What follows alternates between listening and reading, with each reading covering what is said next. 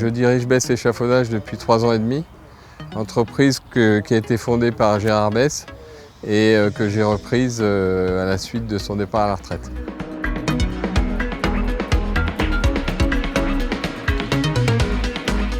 On se trouve ici à 25 mètres de haut à peu près sur le château de Rochechouart, qui est une des belles rénovations du Conseil général de la Haute-Vienne. Donc nos clients sont des monuments historiques comme celui sur lequel on a la chance d'être aujourd'hui, qui sont des chantiers évidemment longs et complexes.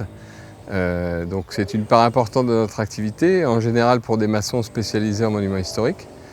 Nous avons aussi beaucoup de travaux sur des façades pour des établissements publics ou privés de grande taille en général.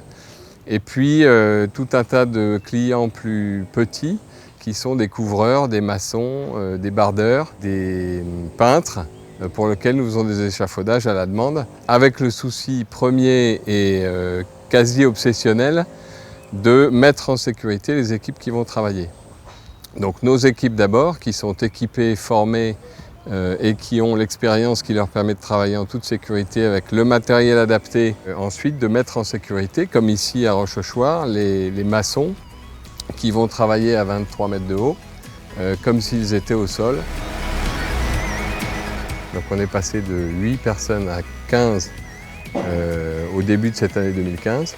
La formation interne elle est fondamentale puisque c'est un métier qui est fortement appris par l'expérience, par la transmission du savoir par des gens d'expérience qui ont affronté des difficultés techniques et des situations sur des sites particuliers.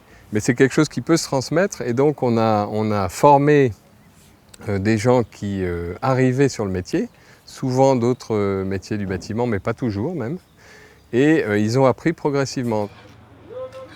On a en gros 25 chantiers en permanence qui sont montés. On est aussi en mesure sur certains sites difficiles d'accès d'imaginer des solutions innovantes, par exemple l'héliportage. Notre souci d'être vraiment en réponse rapide et à temps pour les clients est pour l'instant assez bien satisfait, c'est-à-dire qu'on sait réorganiser nos plannings vite pour s'adapter aux demandes qui sont forcément dans le métier du bâtiment, quelquefois au dernier moment, quelquefois décalées, et on sait s'adapter à tout ça.